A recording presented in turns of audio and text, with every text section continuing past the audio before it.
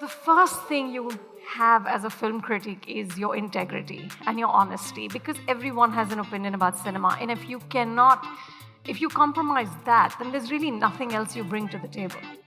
And now it seems weird because everybody goes on and on about 100 crores and 200 crores, but at that time you did not want to tell anyone how much money your film had made because you became a target. Vinod got a phone call and we immediately got police protection, and my son. Sorry, he got a phone call saying pay up. Saying pay up. We ended up with men and guns, and it was very frightening and very bizarre. You've studied journalism. You're from a family that, I mean, I know your brother Vikram, who's a great writer, and your sister who's in documentary filmmaking, your mother who's a writer. But Bollywood, when you started, Bollywood was not like the cool thing, No. So was your mom even okay with you writing about Bollywood? No. And now everybody will know how old I am. But when I grew up, Bollywood was very much it was just uncool. Like people like me, we grew up in, Nepean Sea Road, Cuff Parade in Mumbai, and we didn't watch Hindi movies. My mother wrote Chandni for Yash Chopra and Prem Rog for Raj Kapoor, and we didn't even cross beyond Worli. So Bollywood was just another thing, and really, we weren't interested. And my journey into films, and I wasn't a great film buff either. I don't remember really going out and watching a lot of movies. But when I graduated from St. Xavier's College, I didn't really know what I wanted to do. I was an English lit major. And one of my professors said, why don't you just work at a magazine called Movie till you figure out what you want to do? I was instantly seduced by, not by films, but by the film industry, which is kind of a weird way into cinema. But it was, and some of that still remains, this kind of chaotic, colorful circus. And it was quicksand. I mean, that was 20 years ago, and I've never left. Yeah. You should join Ink for sure. So, you've written a lot of books. You've written about, for example, Shah Rukh Khan. And you didn't give quite a kind review to his Happy New Year. So how does it work? I'm off the Mannat party list. Yeah.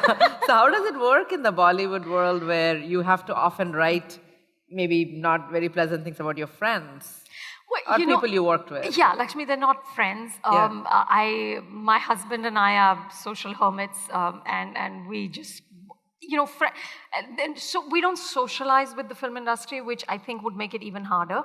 But it is difficult. In an ideal world in the West, the film critics are not also film journalists. So Manohla Dargis or A.O. Scott at the New York Times, usually, or Anthony Lane at the New Yorker do not also do profiles of stars.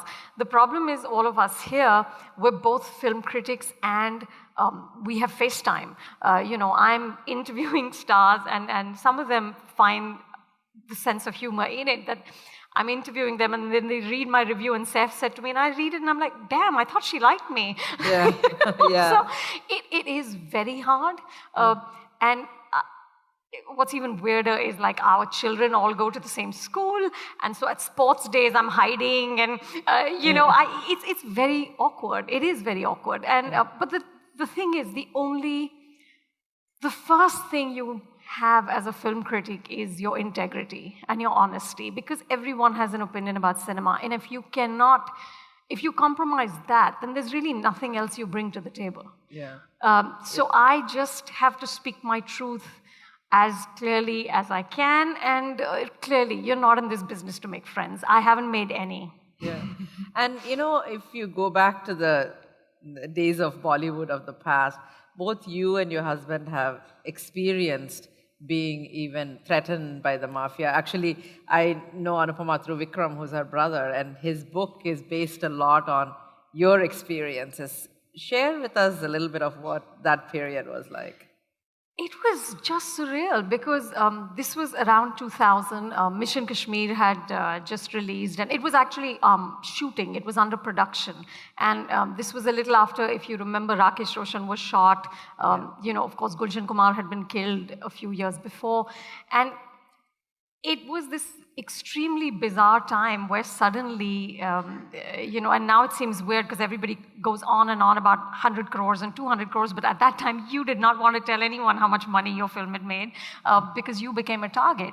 And Vinod got a phone call, and we immediately got police protection. And my son. Sorry, he got a phone call saying pay up. Saying pay up. And if you know Vinod at all, he's not a man who pays up. Well, you married him, so obviously he's not somebody yeah. is easy. He's a man who will abuse right back in the choicest Kashmiri Punjabi galis. So we ended up with men and guns, and it was very frightening and very bizarre. And after a while, it became there was a sort of and you had dark young children humor. at that time. My son was, I think, 2 or even younger. But after a while, there was a dark humor in it, because when you went to a preview show, there would be like all these lines of, the best cars, Mercedes, and then there'd be all these men with guns because everybody had security. And I remember one time, Vinod and I, and we still had, that was the police bodyguard, we went to an Iranian film festival, and so we watched, and he had to sit with us and watch these movies. And so we watched one, and of course it was beautiful but extremely depressing. And then we watched another, and then Vinod turned to me and said, "You know what, if we watch one more, he's going to shoot us himself." It was just such a bizarre thing to go through. To just have somebody hanging out with you. Constantly. And the guns at one point were just big. And then I said, can we just have smaller guns? It's just so weird to have these men. But you know what, thankfully that was over. But the ironic thing is that I still have a burly man walking behind me, because now, thanks to Twitter and all the social media, I'm threatened not with such sort of grave consequences, but fans of these big stars. If I don't review a Shah Rukh film well, or if I don't review, especially Salman Khan, they just get after you. So, wow. So after I reviewed Bodyguard, I had to get a bodyguard because they went ballistic. They really? were just, they got so angry, and my husband was a little concerned, and so I'm still walking around with burly men. Yeah. What do you think is the future of film critics in India? There's very few, I think, that are as respected as you. And it's not a profession, really, yet in India. It is. And I think what's very troubling, though there is a lot of really good writing. When I started, it was all very tabloidish sort of, the only magazines, the only writing about films that existed, and this is hard to imagine now, was Stardust, Filmfare, Cineblitz Movie. There were 4 magazines, and mainstream newspapers did not carry anything about movies. Can you imagine that now? Yeah. Now they run on films, and film stars. But I think so there is good writing. There's a lot of books being written about cinema. So I think Bollywood has acquired what an anthropologist named Tejaswini Ganti calls cultural legitimacy. So there is a certain respect and there is good writing. But I think what's very problematic is the whole idea of paid journalism. Yeah. For me, when I was trained as a journalist, I did journalism at Northwestern University. We were taught that advertising and editorial are 2 separate things. That's church and state. You keep that separate. For me, it's very difficult to imagine that you get a paper in the morning which is entirely bought. And then where do you trust any opinion? So it's a very, I think, murky time for film critics.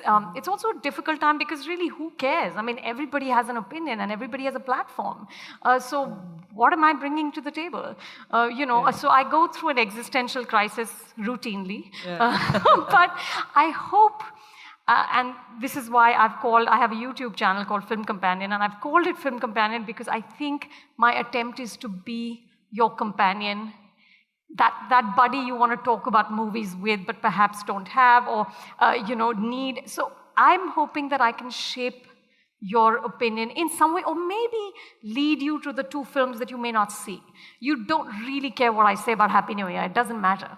Right. You know, but if I can take you to Lunchbox, if I can take you to something else and help you discover something, I think I will have a purpose. So if I were to ask you, who would be the director or a movie you would direct me to now? It could be from anybody, you know.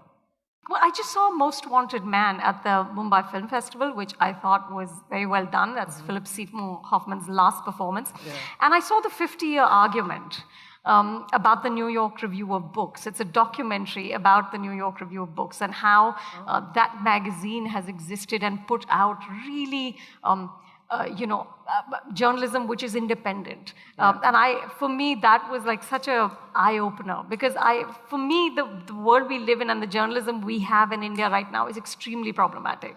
And I think the last thing I have to conclude on is that, what Anupama really stands for is if there's something she loves, no matter what, she doesn't let go of it. And partly, it was impossible for us to even have a chat because despite all these other things she does, you took on Mommy and said that there was a film festival that's iconic that was canceled because the sponsors pulled out in the last minute, and you jumped in 3 weeks before. And how much money did you raise?